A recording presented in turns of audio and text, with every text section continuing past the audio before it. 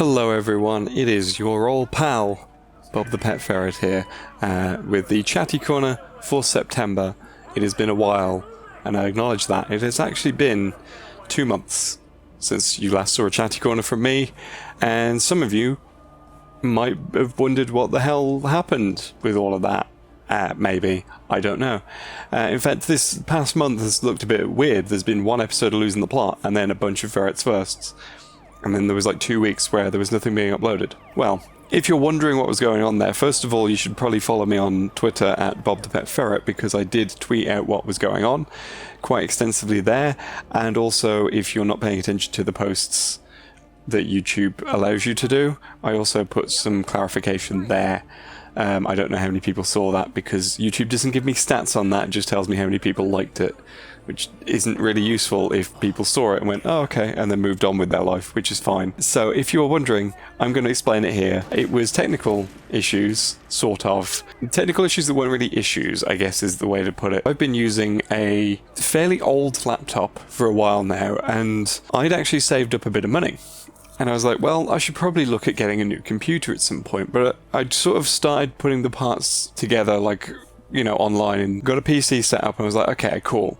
I might leave it another month just so that I get some more money coming in and I can, you know, justify it a little bit better.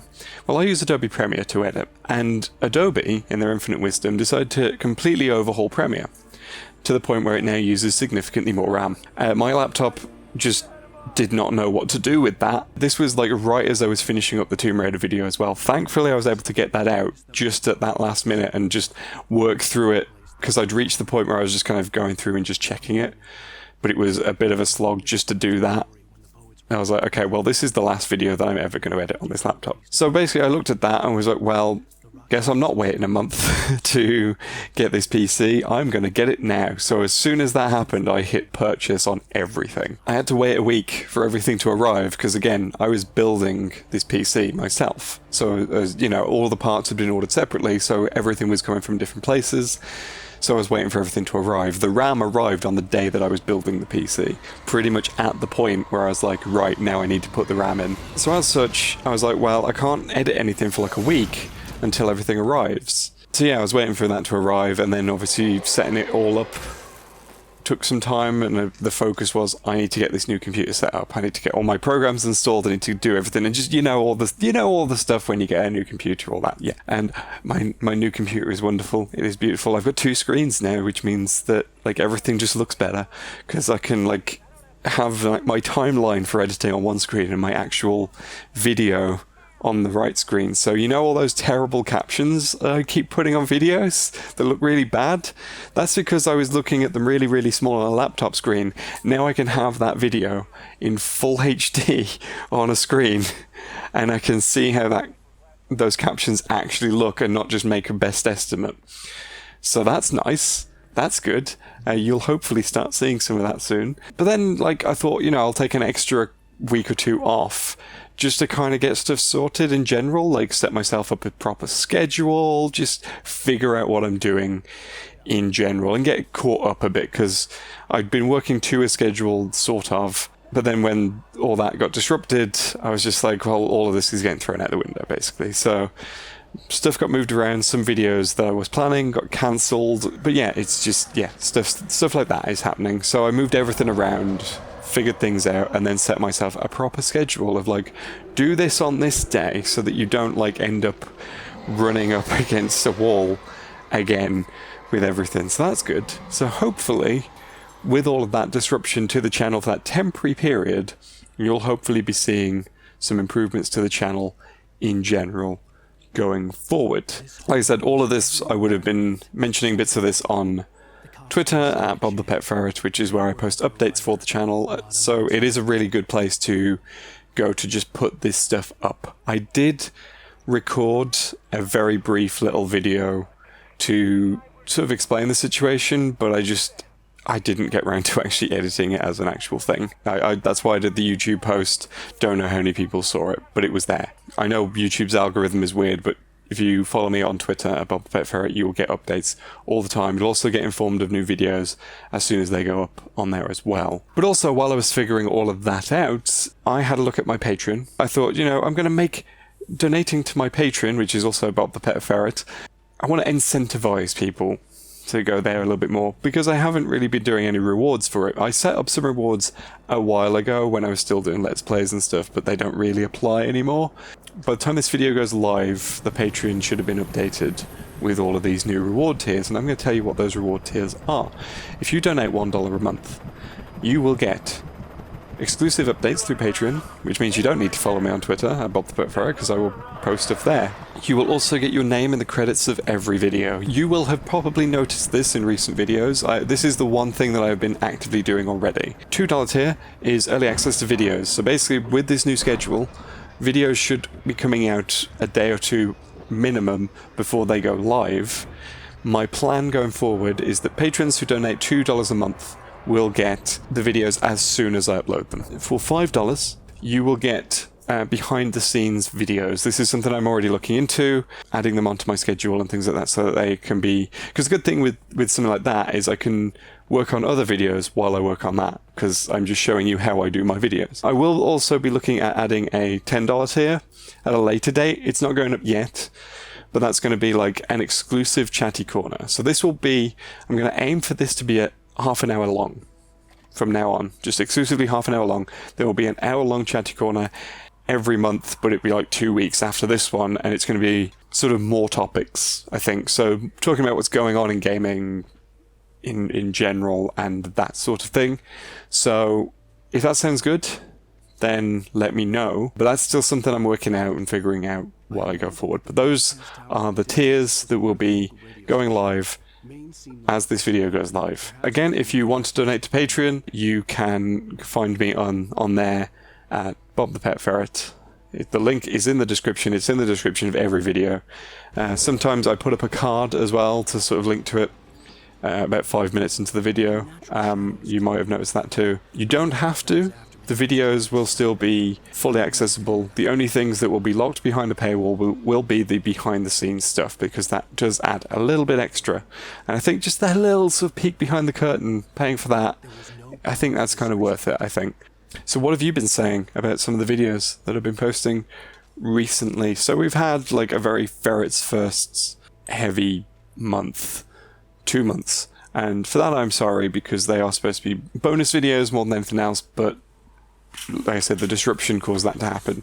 It is easier to get a Ferret's First episode out than it is to get a Losing the Plot episode out. So we have Darksiders 3.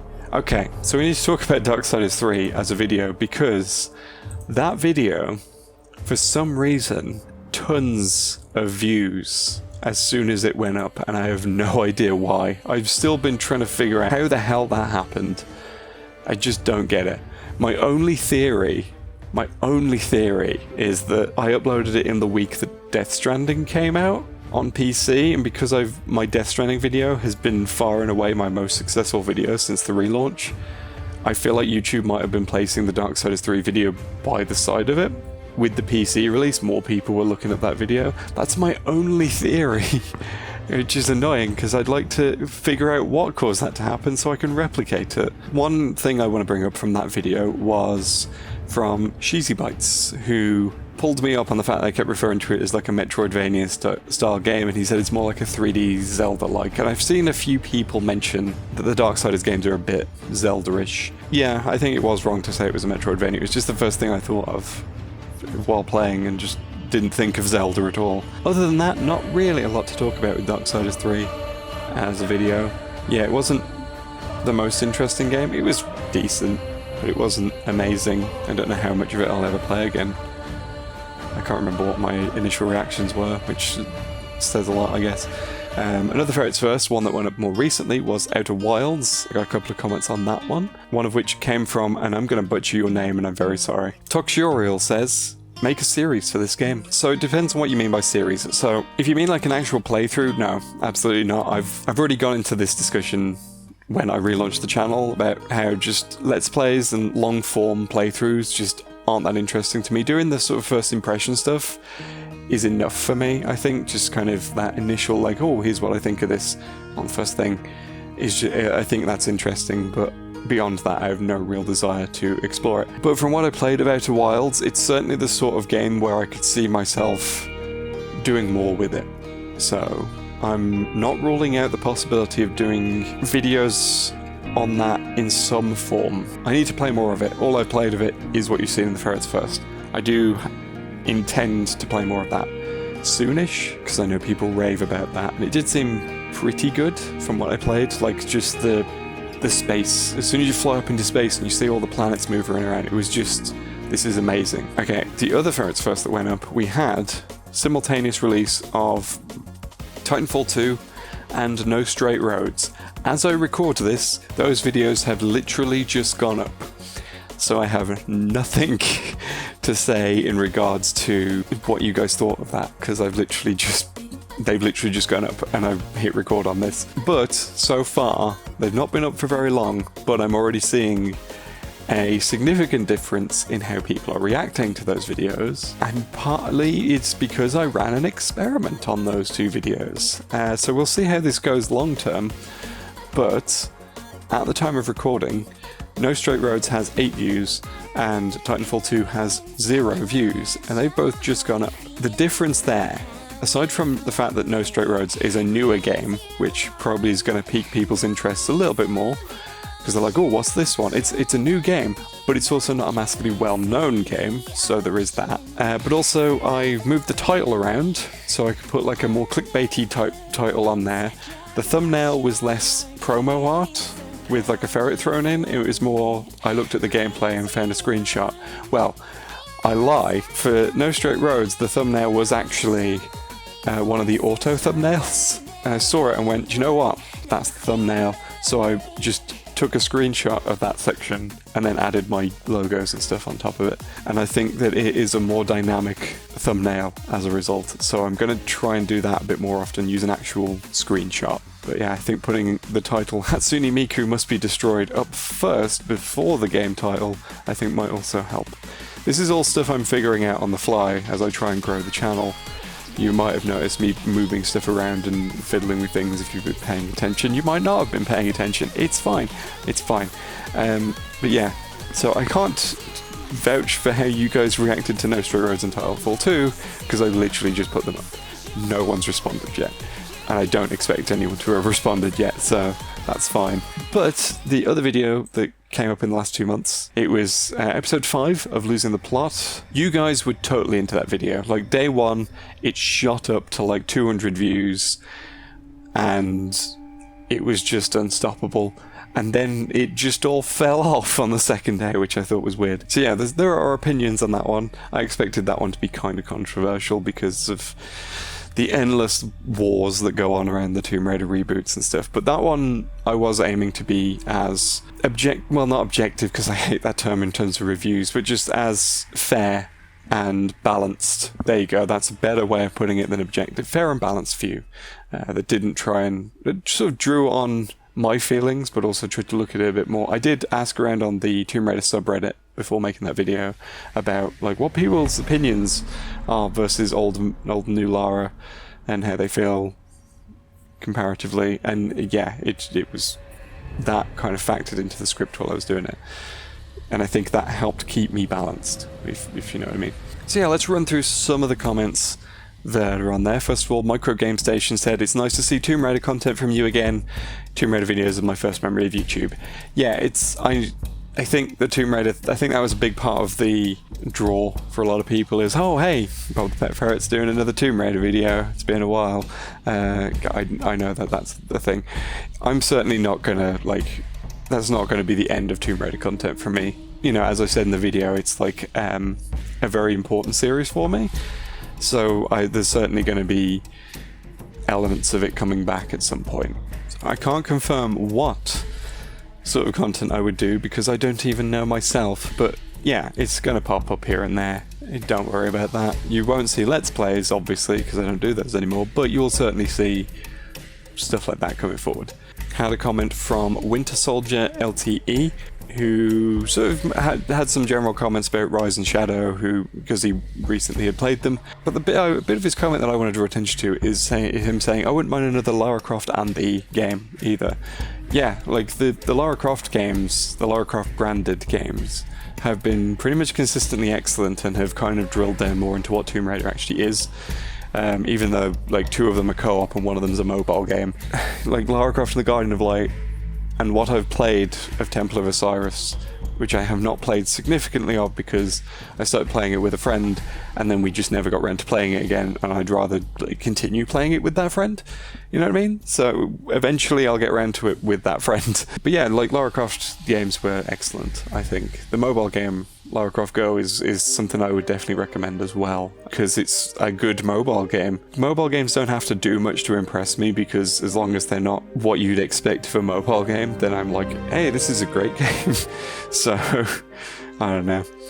What else do we have? We had a comment from Jam, good old Jam, who I'm pretty sure has shown up in every Chatty Corner so far, which was, I think the original sin for me is the shift of Lara's motivation from her being a thrill seeker to religiously following her father's legacy or whatever. For as shallow as those early games were in the plot department, at least they didn't try to add depth by lazily tying this woman's motivations to a man's. Yes, and I actually completely agree with that. Like, it's been a problem since the original movie, which Jam mentioned that he had watched.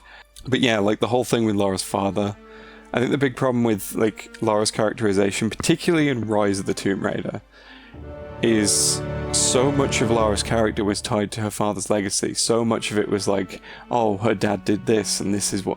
And it's like, but who's Lara? I don't care about a dad. Who's Lara? And that was the question I often struggled with, and that's one thing that I tried to really look into. The thing, although weirdly I didn't touch on the father's legacy all that much. Not as much, I wasn't as critical on it as I thought I'd end up being. Like, a lot of that script did not end up going the way I expected it to, in a good way. Like, I feel like it ended up being a stronger script than where it could have been, so it ended up being a little bit more fair and balanced. I'm glad that I went out seeking those alternative views to try and help me balance it a bit better. And in the process, the whole dad stuff got left out. But yeah, it is a notable thing about those games. Those are my videos. But I want to talk about some other videos that are worth your time, as far as I'm concerned. There are actually 3 YouTubers who did Tomb Raider critiques that I've actually looked at. One of the things I like to do with a lot of my Losing the Plot episodes is I like to look at other people's takes on it as well, which also helps me balance my views. So 3 YouTubers that I think are worth watching for their analysis are, there's a YouTuber called Lasers. I don't know how the hell you pronounce that. There's just a lot of Z's in it. They did a video called Unworthy and Unnecessary, which was a critique of Shadow of the Tomb Raider specifically. So there's some really good points in that one. Joseph Anderson did Rise of the Tomb Raider critique, and I almost lifted part of his video and put it into mine, because he put up like an alternative take on how to do the story of Rise of the Tomb Raider, because he had a lot of the same criticisms as me, but his sort of final approach to it was different from mine, sort of thing. So it might be worth watching both mine and his side by side and see how we each feel that the story should have been handled. He was all for like scrapping Trinity altogether, and I was like, flesh them out a bit more and make them a bit more interesting. And then there's also 2 videos from Critique Quest, who is excellent. She has done a Tomb Raider retrospective, which was on Tomb Raider 2013 and Rise, and she was very critical on those. And then Shadow of the Tomb Raider got its own separate video after the fact, which she was a little bit more praiseworthy than me on that one. So, you know, I think there's some... Watch all of our videos all together and you'll get a good mixture of opinions on it. But there are a bunch of other videos that I've really enjoyed this past month that I think are worth your time. A couple of the big heavy hitters first. Game Maker's Toolkit, which is just one of the big influences on what I'm doing now. Mark Brown does some excellent videos, and he recently did The Birth of the JRPG, which talks about like the history of the JRPG, which went into stuff that I didn't even realise was a thing. Really educated me on some stuff. And then 8-Bit Music Theory did a video which was called Balancing Structure and Creativity, which was all about Gravity Rush and the Old Noir theme. And the reason why I recommend that is because I literally saw 8-Bit Music Theory had done a Gravity Rush video. I immediately clicked it and immediately clicked like before I'd even watched the video, because I was like, 8-Bit Music Theory makes some excellent videos. They are very heavy on music theory, and I don't understand a lot of it, but it's really, really interesting all the same. And the fact that you're talking about like a game that doesn't get a lot of attention, doesn't get a lot of love, that was a big reason I drew attention to it, because that game is phenomenal and has a phenomenal soundtrack. I discovered a creator called Jacob Geller. You may have heard of him, I don't know, he's relatively sort of mid-range, I think, in popularity. But of course, once again, just like the Gravity Rush thing where I saw it and clicked like immediately because I'm a simple man, he did a video called Control Anatomy in the Haunted House, and yes, I'm bringing up Control again. Oh no. Yes, go and watch that video so you can listen to someone else talk about Control. Yeah, he was talking about just, you know, how the oldest house is... It was a very different take on my interpretation of Control. I did a video called Declassifying Control, and you should probably watch it, it's great. I will make you all fans of that game. I don't care.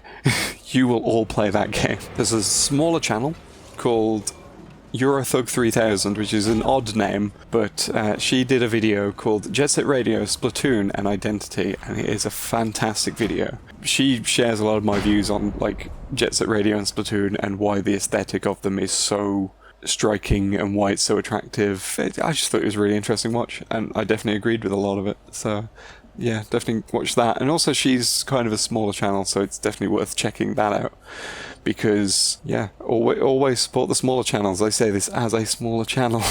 I believe both of those last two were involved with How We Talk About Games by Heavy Eyed. I could be wrong on Jacob Geller. Eurothug was definitely involved. But Heavy Eyed did a video called How We Talk About Games, and it was like he collected together a whole bunch of video essayists on YouTube and got them to talk about like what got them into talking about games, and it was really interesting. And as someone who's jumping into video essays themselves, I found it really, really interesting. And I think if you know, might be worth watching that if you're sort of curious about the sort of thinking that led me down the path that I'm going on now. And then last of all, two things that aren't really about video games. One's still about games though. Dicebreaker, which is part of the Gamer Network, who cover board games.